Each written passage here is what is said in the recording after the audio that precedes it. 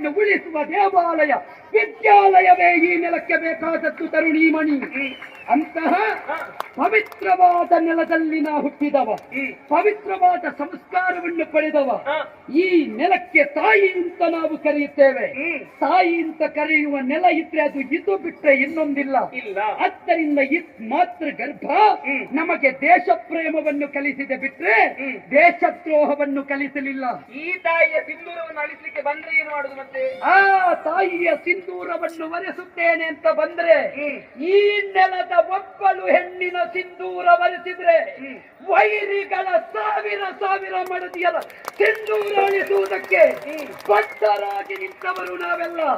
ಆದ್ದರಿಂದ ಒಬ್ಬ ಸುಹಾಸ ಬೀರುವವ ಹೋಗಿರಬಹುದು, ಆದರೆ ಪ್ರತಿಯೊಬ್ಬರ ಅಂತರಂಗದಲ್ಲಿ ಒಂದಾಸ ಬೀರಿಸುವ ಸಾವಿರ ಸಾವಿರ ಸುಹಾಸರು ಮತ್ತೆ ಹುಟ್ಟಿ ಬರುವ ನೆಲವಿದು ಕನ್ನೆ. ಅಂತಹ ಪವಿತ್ರವಾದಂತಹ ನೆಲದಲ್ಲಿ ಜನ್ಮವೆತ್ತು ಬಂದವರು ನಾವು. ಆ ನಿಟ್ಟಿನಿಂದ ಹೇಳ್ತಾ ಇದ್ದೇನೆ, ಮಂದಹಾಸ ಬೀರುವ ಆನಂದವನ್ನು ಒದಗಿಸುವ ಕನ್ಯಾಮಣಿಯಾದ ನೀನ್ಯಾರು? ಇಲ್ಲಿ ಏನು ನಿನಗೆ ಕಾಯಕ? ಅಪ್ಪ ಅಮ್ಮ ಊರು ಉದ್ದೇಶ ವಿಸ್ತರಿಸುವೆಯಾ?